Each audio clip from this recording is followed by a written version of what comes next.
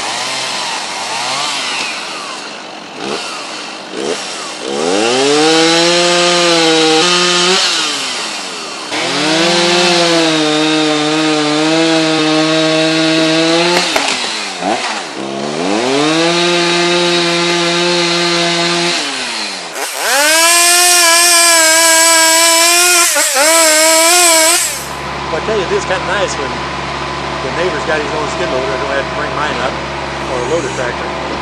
He's going to go ahead and move those down and stage those down by the other shed so that I can go ahead and pull the trailer in and we'll load it with the skid loader right off that. Next victim is going to be this leaner right here. That leaner right there, and it looks like it wants to go into the shed, right into the corner. Very similar to the other one. But I think I can throw that one, so we're going to find out here real quick.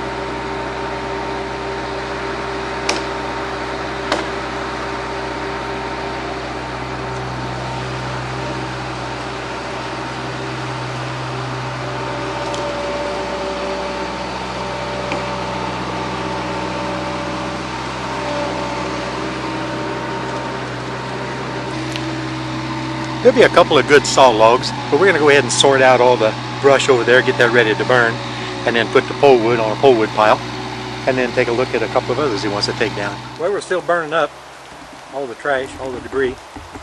There's a pretty good pile of limb wood over here, another good pile of pole wood over there, some smaller logs down there. I got a couple more to take out. But we've cleaned up a lot of this little debris here, and of course this is a dead one right here. I've got to just cut that dead one down so we can just burn it completely up.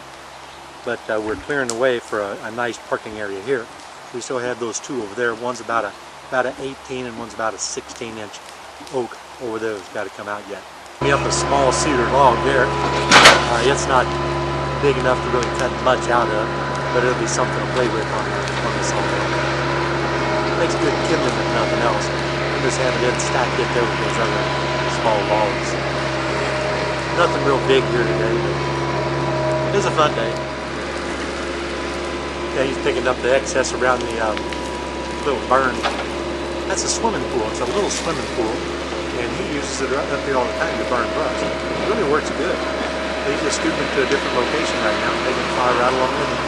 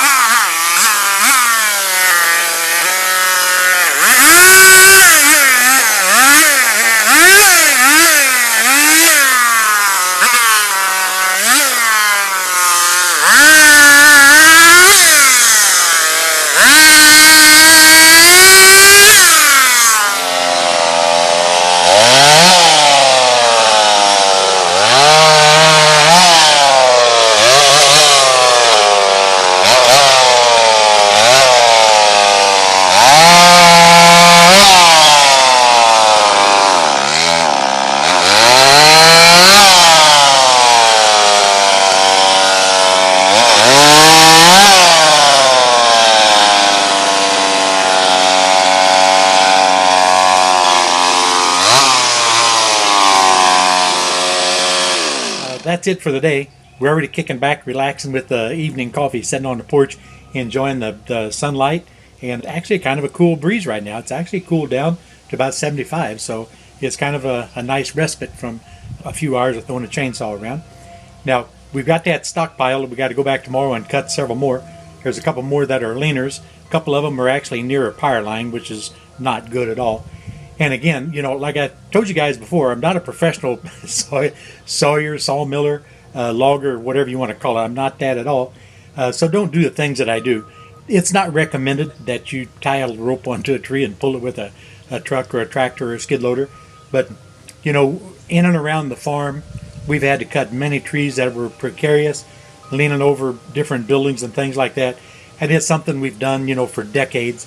So I know it's probably not the right way of doing it. We take very extreme care when we do it. My brothers and I have cut dozens and dozens and literally dozens of them. That does not make it right. So I'm not telling my viewers or people that actually watch this video, I'm not telling you or suggesting to you to doing it like this, because it's not proper.